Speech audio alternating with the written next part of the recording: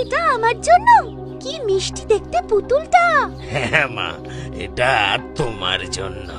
ধন্যবাদ সাধু বাবা, আমার এই পুতুলটা খুব পছন্দ হয়েছে। তুমি কত সুন্দর, একদম অপ্সরার মতন। কত ভালোই না হতো যদি তুমি আমার সাথে কথা বলতে পারতে, তাহলে খুব মজা হতো। বলো, আমি শুনছি তো। ভয় পেও না রানী, জানো তোমাকে খুব মিষ্টি দেখতে। আমি আজ থেকে তোমার বন্ধু। তুমি কথা বলতে পারো?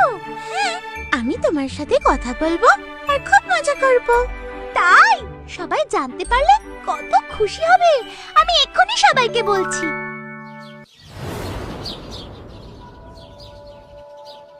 জানো, আমি সত্যি বলছি, এই পুতুলটা কথা বলতে পারে। আজ আমার সাথে অনেকক্ষণ কথা বলেছে। বলো না সবাইকে যে তুমি কথা বলতে পারো। ভয় পেও না, এরা সবাই আমার বন্ধু। আর তুমি কথা বললে এরা তোমারও বন্ধু হয়ে যাবে। কি হলো, তুমি কথা বলছো না কেন? ওর কিচ্ছু হয়নি, ও একদম ঠিক আছে। রানী, আমাদের মনে হয় তোর মাথাটাই খারাপ হয়ে গেছে। আরে পুতুলরা কথা বলে না, ওরা শুধু খেলা করার কাজেই আসে। আমার মনে হয় রানী কাল রাতে কোনো রূপকথার বই পড়েছে, তাই ও ভাবছে রূপকথার গল্পের মতো ওর পুতুলটাও কথা বলতে পারবে। তুমি খুব খারাপ। আমি বলছি না ও আমার সাথে কথা বলেছে। যাও, তোমাদের সাথে আমি আর কথা বলবো না।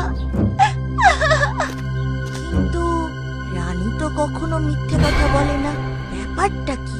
নিশ্চয়ই কোনো গন্ডগোল আছে।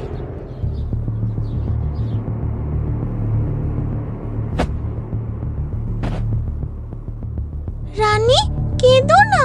তুমি আমার সাথে একদম কথা বলবে না। তুমি চলে যাও এখান থেকে।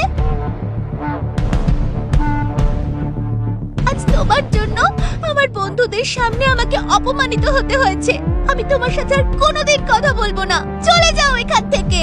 রানী, আমিও চাইছিলাম সবার সাথে কথা বলতে, কিন্তু আমি পারিনি, কারণ আমার উপর একটা অভিশাপ আছে। অভিশাপ? কেমন অভিশাপ?